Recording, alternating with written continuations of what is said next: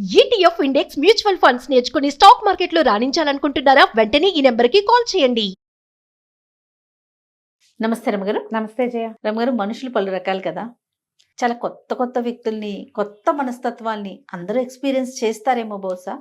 భలే డిఫరెంట్గా ఉంటారండి. తమకు నచ్చినంత వరకు ఓకే, కాస్త తేడా వచ్చిందంటే చీల్చి చెండాడతారు. ఆ గోడుని 100 మంది దగ్గర వెళ్ళబోసుకుంటారు. నీకు చెప్తారు నీకే చెప్పాను, నాకు చెప్తారు నాకే చెప్పానని 100 మందికి వాళ్ళే చెప్పుకుంటారు. మళ్ళీ ఎక్కడైనా వాళ్ళని ఎవరైనా అడిగారనుకోండి, నేను నీకే చెప్పాను నాకే చెప్పాను నువ్వే చెప్పుంటావు. ఇది ఒకటి. ఏదన్నా ఇష్యూ వచ్చిందంటే అంటే తము మాత్రం అందరి మీద మాట్లాడొచ్చు, అందరి దగ్గర మాట్లాడొచ్చు. తమ గురించి ఎవరైనా ఎక్కడైనా మాట్లాడితే తిట్లు శాపనార్థాలండి. దేవుడా, వీళ్ళకి నిజంగా పవర్స్ ఉంటే ఏమైపోతారా ఎదుటి వాళ్ళు అనిపిస్తుంది. ఆ రేంజ్లో తిట్టేస్తూ ఉంటారు. పిల్లల్ని పెద్దల్ని అందరినీ ఎంచుతారు. ఉసుర్లు అంటారు, అదంటారు, ఇది నానా రకాలుగా. అంటే ఓర్చుకోలేకపోతారేమో అనిపిస్తూ ఉంటుంది నాకు. మోస్ట్ సెల్ఫిష్ కదండి. అంతే. కానీ చాలా కష్టం కదా రమ్మగారు. సెల్ఫ్ సెంటర్డ్ జయ. నేను అనుకుంటా వీళ్ళకి పని పాట ఉండదు, చేతి నిండా పని లేక, నెత్తి మీద బాధ్యతలు లేక, సమాధానం చెప్పవలసిన అవసరాలు లేక, అస్సలు ఎక్కడా సమాధానం చెప్పక్కర్లా. దాంతో వీళ్ళు ఇలాగే ఉంటారు. ఎప్పుడు వీళ్ళకి తేడా వస్తుంది? సొంతానికి మొహం పగిలిపోతే వస్తుందేమో, అప్పుడు కూడా రాదు జయ. కింద పడ్డా మాదే పై చెయ్యి అంటారు, అప్పుడు రాదు. అది వాళ్ళ గొప్పతనమే అనుకుంటారు. పళ్ళు రాలిపోయినా బుద్ధి రాదమ్మా. ఏంటంటే ఇది వ్యక్తులలో తేడాలు జయ. ఇవన్నీ ఇప్పుడు మనమే ఏదో చేసాం చిన్నది అంటే, ఇప్పుడు మన ఇద్దరం మాట్లాడుకున్నాం అనుకో, ఏదన్నా ఒక విపరీతమైన మ్యాటర్ నేను ఇంకొకరికి షేర్ చేసేదాన్ని, అది బయటికి వెళ్ళిపోయింది. ఈ ఈకలన్నీ బయటికి వెళ్ళిపోతాయి.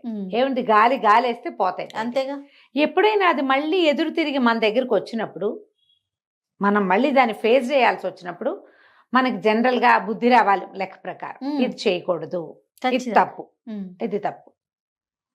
మానరు అయినా సరే 4 రోజులు ఊరుకుంటారు. బాబాయ్ నాకెందుకు వచ్చింది, పైకి అంటుంటారు నాకెందుకు వచ్చింది, ఏం చెప్పినా నెత్తి మీదకి వస్తుంది అని మానేస్తారు. మళ్ళీ ఒక నెల 2 నెలలు అయ్యేసరికి పాత పడిపోతుంది. వీళ్ళు ఒరిజినల్ అది బయటకు వచ్చేస్తుంది. ఒక్కొక్కసారి వీళ్ళే రోడ్డు మీద పడిపోవాల్సి వస్తుంది. వీళ్ళు రోడ్డు మీద పడిపోగానే ఏమనిపిస్తుంది, నేను ఎంతో మంచిదాన్ని, నేను అమావాస్య నాడు అట్టే టైం పున్నన్నాడు పప్పేసాను, ఇంత బాగా చూశాను, ఎంతో బాగా ఉన్నాను, వీళ్ళు నాకు ద్రోహం చేశారనిపిస్తుంది. నువ్వు నోటితో చేసిన ద్రోహాలు అవన్నీ ఎలాగో ఉంటాయి. వ్యక్తులు వాళ్ళల్లో వాళ్ళకి మార్పు తెచ్చుకోవాలి జయ. ఇదేమి సుఖానికి రాదు, అస్సలు సంతోషానికి రాదు, పరువు తక్కువ, బయటపడిపోతాం. చివరికి ఇది మన క్యారెక్టర్ అని రాయబడుతుంది. మీరు ఇంతేనంటారు, అంతేగా. ఆవిడ అంతేనని చెప్తారు, పోనీ ఆయన అంతేనంటారు, వాడు అంతేరా, వాడు అలాంటి వాడే. ఇక ఇప్పుడు నువ్వు అంతే, నువ్వు నిజానికి అలాంటిది కాదు, నీకు చాలా మంచి లక్షణాలు బోల్డ్ ఉంటాయి నీ దగ్గర. నువ్వు చాలా తెలివై ఉండొచ్చు, నువ్వు చాలా పనిమంతతనం ఉండొచ్చు, మంచి అద్భుతమైన వ్యాపారపు దృక్పథాలు ఉండొచ్చు, నీకు మంచి బిజినెస్ చేసి ఉండొచ్చు, నువ్వు హెల్ప్ఫుల్గా ఉండొచ్చు, ధర్మమైన ప్రవర్తన కూడా నీకు ఉండొచ్చు. కానీ నోరు వదిలేసే గుణంతో అవన్నీ పోయి ఈ మచ్చ పెద్దదైపోతుంది. క్యారెక్టర్లో ఇబ్బందులు ఇవి చిన్నప్పటి నుంచి అలవాటు అవుతాయి జయ. పిల్లలు గాసిపింగ్ చేస్తుంటే ఒప్పుకోకండి. వాళ్ళ సంగతులు వీళ్ళ సంగతులు చెప్తారు ఇంట్లో, వాళ్ళ మమ్మీట వాళ్ళ డాడీట వాళ్ళట వీళ్ళట, అలాంటివి ఒప్పుకోవద్దు. ఏదైనా సందర్భం వచ్చినప్పుడు చెప్పాలి. ఇప్పుడు నువ్వు వాళ్ళ గురించి ఎలా చెప్తున్నావో నీ గురించి కూడా వాళ్ళు అట్లాగే చెప్పుకుంటారు, అలాగే వస్తుంది కదా. చెప్పకూడదు, మనం మాట్లాడుకోకూడదు, పిల్లల్ని చెప్పనివ్వకూడదు. మంచిది కాదు ఇది గాసిపింగ్. ఇప్పుడు నీకు ఏ ఏజ్కి అర్థమవుతుంది? 8th 9th క్లాసులకు వచ్చేసరికి పిల్లలకి నో గాసిపింగ్ అనేది మనం చెప్పచ్చు.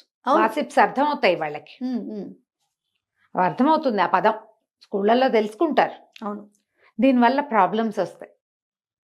మనం ఎవరింటికైనా వెళ్ళామనుకో, లేదా మన పిల్లలే ఎవరింటికైనా వెళ్ళారు, ఊరు వెళ్తాము, ఎక్కడికైనా వెళ్తాము, అక్కడ ఎవరిదైనా ఏవైనా ఆడ్ బిహేవియర్స్ చూస్తాం మనం, వాళ్ళు అంతే అని ఊరుకోవాలి. అక్కడ అలా అని ఊరుకోవాలి, దాన్ని తెచ్చి ఇక్కడ చెప్పకూడదు. పిల్లలు ఏం చేస్తారంటే సరిగ్గా పెట్టలేదని, సరిగ్గా పని చేయించారని, వాళ్ళ ఇంట్లో అదేదో బాగులేదని అలాంటివి ఇళ్లలో చెప్తారు తెచ్చి. మా పిల్లాడు వచ్చినప్పుడు నువ్వు బాగా చేయలేదని తల్లులు ఎప్పుడు అడుగుతారండి. అక్కడ ఏదో జరిగి ఉంటుంది. ఆ, వీళ్ళు పెసరపప్పు తినరు, వాళ్ళ ఇంట్లో రోజు పెసరపప్పే వండారు, తెల్లేక చచ్చాను అంటుంది పిల్ల. ఎవరింటికైనా వెళ్ళినప్పుడు సర్దుకోవాలి నాన్న. అసలు చెప్పడాన్నే ఎంకరేజ్ చేయకూడదు. చెప్పడానికి మళ్ళీ encourage తిప్పి చేయకూడదు. అడుగుతారు రమ్మగారు. అడుగుతారు. అది తిప్పి ఎంత పెయిన్ఫుల్లో కదండి. అవును. చాలా ఇబ్బంది. అదేంటి మనం మామూలుగానే ఉన్నాం కదా. ఇంకొకసారి ఏమనిపిస్తుంది అంటే వాళ్ళు వచ్చినప్పుడు వాళ్ళకి ఒళ్ళ దగ్గర పెట్టుకోవాలి మనం. బాబు నీకు ఇష్టమైన నువ్వు తింటావా ఒళ్ళు దగ్గర పెట్టుకోవాలని మీకు అట్లా అనిపిస్తుందేమో. రెండోసారి అన్నం కూడా పెట్టబుద్ది కదా రమ్మగారు. మరి అంటే ఇప్పుడు తప్పనిసరి అనుకో జయ, అప్పుడు ఏం మనసులో నుంచి చేస్తాము? రాదు కదా. మనసులో నుంచి రాదు, ప్రేమలు పోతాయి. ప్రేమలు పోతాయి కదా. ప్రేమలు రిలేషన్ కంటిన్యూ ప్రేమలు పోతాయి, అభిమానం పోతుంది, ఆపేక్షగా దగ్గరికి తీసే వాళ్ళు తీయము. తీరు. ఇవి చెడగొట్టుకోవద్దు, పిల్లలకి చెప్పాలి. ఏదైనా తేడా ఉంటే సహించి ఊరుకోవటం నేర్పించాలి. ఈ రోజున మన జనరేషన్స్ లో అతి పెద్ద ప్రాబ్లం ఏంటంటే, మనం ఇది ఎక్కడ మొదలెట్టా తెలుసా జయ? ప్రతి దాన్ని సోషల్ మీడియాకి చెప్పాల్సి వస్తుంది. మనం సోషల్ మీడియాలో ఒక అద్భుతమైన యాక్టర్ లేదా ఎవరో ఏదో డాన్సో పాటో పాడారు, బాగుంది బాగుంది బాగుంది అని 10 వస్తాయా? 15. నీకు అవసరమా? నీకెందుకు? నీకు ఎన్నేళ్ళు? ఈ ఏజ్కి నీకు ఈ బట్టలు అవసరమా? ఈ ఏజ్కి నీకు ఈ నగ అవసరమా? నువ్వేవిడివి వాళ్ళెవరినో అనడానికి? అది వాళ్ళ ఇష్టం. వాళ్ళ ఇష్టం. నీకు నచ్చితే చూడు, లేకపోతే మానేసి. జడ్జి చేయొద్దు కదా. నువ్వు ఈ బట్టలు వేసుకున్నావు, నీ వయసుకి ఇది అక్కర్లేదు, నీకు ఇది అవసరమా, నీకు ఇంత ఉందా, నువ్వు అది కదా, నువ్వు ఏదో కదా. వాళ్ళు ఎవరో డివోర్స్ తీసుకున్నారు, ఇది మేము మ్యూచువల్గా తీసుకున్న నిర్ణయం అని చెప్పారు. ముందు పెళ్లి చేసుకున్నారు, మీరందరూ ఓహో అన్నారు. డివోర్స్ తీసుకున్నారు, ఊహో అని ఊరుకోవాలి కదా. ఆ అమ్మాయిదే తప్పు అంటారు కొన్ని వేల మంది. ఆహాహా అది అద్భుతమైంది, వాడిదే తప్పు, లేదా అమ్మాయిదే తప్పు కొంతమంది, అబ్బాయిదే తప్పు కొంతమంది. వీళ్ళిద్దరు కాదు, అబ్బాయి వాళ్ళ అమ్మ లేదా అబ్బాయి వాళ్ళ నాన్న వాళ్ళు దుర్మార్గులు, వీళ్ళు కాదు వాడెవడో ఇంకొకటి అంటాడు ఇంకోడు. ఇప్పుడు ఈ అభిప్రాయాలన్నీ ఎవడైనా మిమ్మల్ని అడిగాడు? మీ అభిప్రాయానికి ఏమైనా విలువిందా? మీ లోపలున్న చేదంతా మీరు బయట పెట్టుకుంటున్నారు కాదు. అంతే. నీ అవసరమా? నువ్వు ఎంత గింజు చచ్చినా వాడు కలిసేది లేదు, చెందేది లేదు. ఒకవేళ కలుసుకున్నా వాళ్ళు ఏం క్యాజువల్గా మామూలుగా ఫ్రెండ్స్ లాగా ఉంటాము అని చెప్పారు. ఫ్రెండ్స్ లాగానే ఉంటున్నారేమో, మనకు తెలీదు. కానీ ఇలా ఏం చూసినా మన మాట బయటికి చెప్పడం అనేది ప్రాక్టీస్ అయిపోయింది. దానివల్లే ఇట్లా నోటుకు దానివల్ల ప్రతిదానికి ఒక కామెంట్ పాస్ చేస్తున్నారు జయ. అదే పెద్ద కారణమేమో అనిపిస్తుంది. ఏదో చూస్తాము, బాగుంటే బాగుంది అనాలి, బాగోపోతే మానేయాలి. అసలు బాగుందని కూడా మీరు అనక్కర్లా, అనకపోయినా పర్వాలేదు. దాని నుంచి ఎలా డెవలప్ అవుతుందండి? ఇది ప్రతి దాన్ని మనం ఇలాంటి కంటితోటే చూస్తున్నాం జయ. ఇదే కంటితో చూస్తాం. ఎవరైనా ఓ పిల్ల డ్రెస్ వేసుకుంటే మాట్లాడతాం, వేసుకోకపోతే మాట్లాడతాం. చిన్నది వేసుకుంటే చిన్నదని, పెద్దది వేసుకుంటే పెద్దదని. నీ ముక్కు వంకరగా ఉందని, లేదని. అబ్బా వంకర ముక్కు పిల్లైనా ఎంత ముద్దుగా ఉందంటారు కొంతమంది. దీని ముక్కు ఏమన్నా అంత వంకరగా ఉందంటాడు ఇంకొకడు. వాడికి ఆ వంకరే కనపడుతుంది. ప్రతి దాన్ని చీల్చి చెండాడటం మనకు అలవాటైపోయింది. దానివల్ల ఏది కూడా మనము ఎక్కడ ఇబ్బంది కలిగినా ఓర్చుకోవట్లా, సహించట్లా, ఊరుకోవటల్లా. వాక్ స్వాతంత్ర్యం ప్రబలిపోయింది. మనం పిల్లల్ని అనుకుంటున్నాం కానీ మనం కూడా అంతే. పెద్దోళ్ళనే ఉందండి. ఇప్పుడు మీరు ఇంతకు ముందు అన్నట్లుగా పిల్లలు ఏదో ఎవరింటికో వెళ్ళారు, వాళ్ళ ఇంట్లో ఏదో ఫుడ్ బాగోలా, ఏదో నచ్చలా, పిల్లలు మళ్ళీ తిరిగి ఇంటికి వచ్చి చెప్పినప్పుడు అదేంటి అట్లా అంటావు, ఏదో ఒక పూట 2 పూటలు ఉన్నప్పుడు వాళ్ళకి తోచింది ఏదో పెట్టారు, నాన్న అట్లా అనకూడదు అని చెప్పరు. అని చెప్పకపోగా మా అబ్బాయి వచ్చినప్పుడు నువ్వు బాగా పెట్టలేదంట అని చెప్పి తిరిగి అడిగితే అడుగుతారు. మనుషులరమ్మ కదా. మనుషులే. మేము చాలా అద్భుతమైన వాళ్ళం. మీరు మా ఇంటికి వచ్చినప్పుడు మేము ఎంత బాగానో చేసి పెట్టాం, మీరు మా వాడికి అట్లా పెట్టలేదు. అడిగేస్తారండి, అడిగేసి కడిగేస్తారు. మీకేమున్నాయమ్మా మానవ సంబంధాలు? అది ఒక్క పూట తిండితోటే అయిపోతుందా? ఒక్క దాంతోటే అయిపోతాయా? ఏదైనా ఒక ఫ్లా ఎవరిలో అయినా చూస్తే దాన్ని నువ్వు చూడటం, చెప్పడం, అందరికీ చెప్పి చెప్పి చెప్పి చెప్పి 100 మందికి చెప్పేయటం. వాళ్ళ సంగతి మనకెందుకు?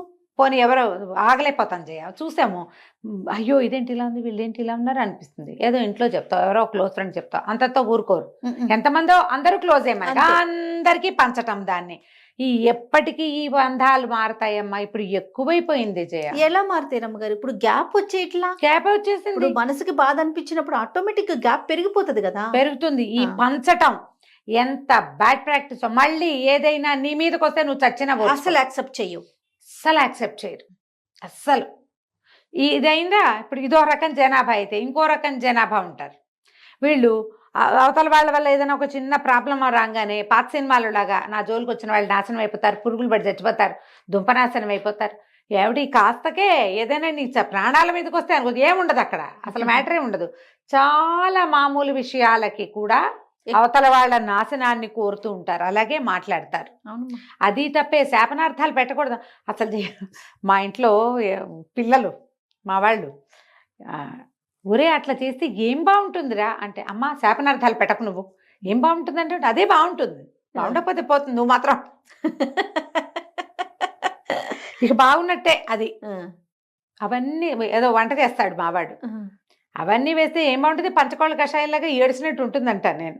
అంటే అమ్మ నువ్వు శాపనార్థాలు పెట్టుకున్నా వంటకి అయిందా.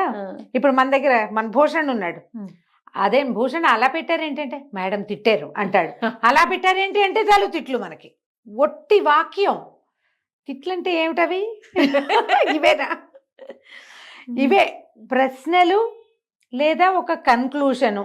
ఈ రెండింటిని కూడా మనం తీవ్రంగా పరిగణిస్తున్న కాలం అయితే, పాతకాలంలో లాగా శాపనార్థాలు పెడితే ఎట్లాగమ్మా, నాశనం అయిపోతారు పనికి మాలిన వాళ్ళు. అలాగే మనం అంత అద్భుతమా? అంతే కాదు, మనమేమో మనం పెద్ద గుమ్మడికాయ అంత ముత్యమేం కాదు, అది మనకి చాలా ఫ్లాసే ఉంటాయి మన దగ్గర కూడా. జయ మనుషులన్న వాళ్ళకి సుగుణాలు ఎన్ని ఉంటాయో దుర్గుణాలు ఇంకో 2 ఎక్కువే ఉంటాయి. అంతేగా కలికాలం. అందులో నువ్వు నేను మన నాన్న మన అమ్మ మన పిల్ల మేక ఏది కాలం రమ్మగారు, మనం ఏ కాలం ఇది, అదే కదా. ప్రతి వాళ్ళకి ఉంటాయి, ప్రతి వాళ్ళకి వాళ్ళకు ఉండేవి వాళ్ళకు ఉంటాయి. అంతేగా.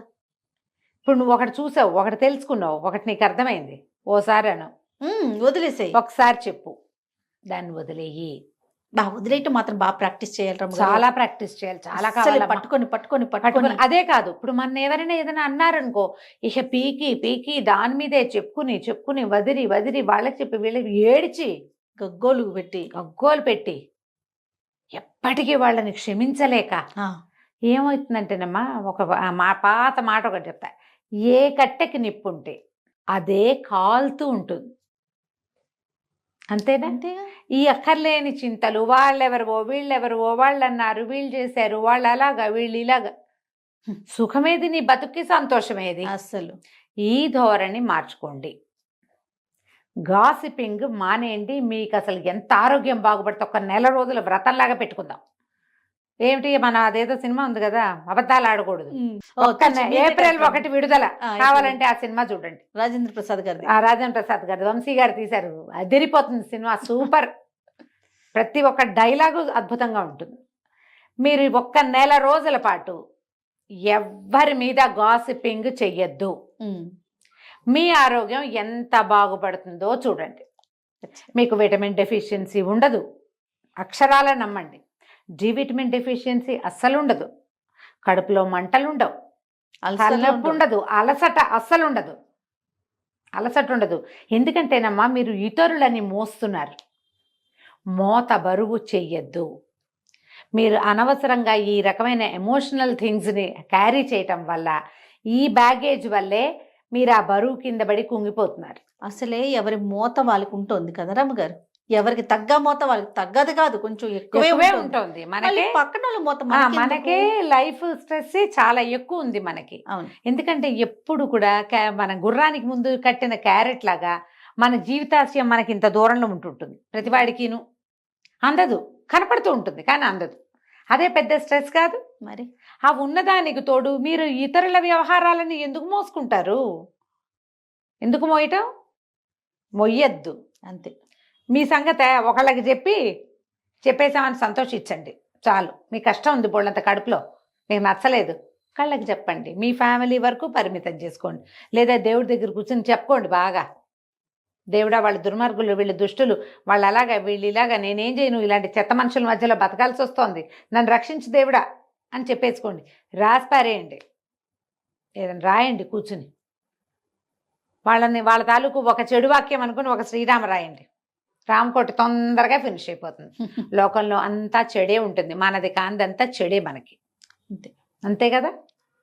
కాబట్టి ఇలాంటి ధోరణితోటి ఉండండి అమ్మా, ఆరోగ్యాలు పాడు చేసుకోకండి. ఇవాళ రేపు వస్తున్న మెంటల్ స్ట్రెస్లో 50% ఇతరుల వల్ల వచ్చేదే, అంతే, వాళ్ళ వల్ల రాదు, వాళ్ళని గురించి మనం ఆలోచించడం వల్ల వస్తుంది. అవి మానేసేయండి. రైట్, నమస్తే. నమస్తే జయ.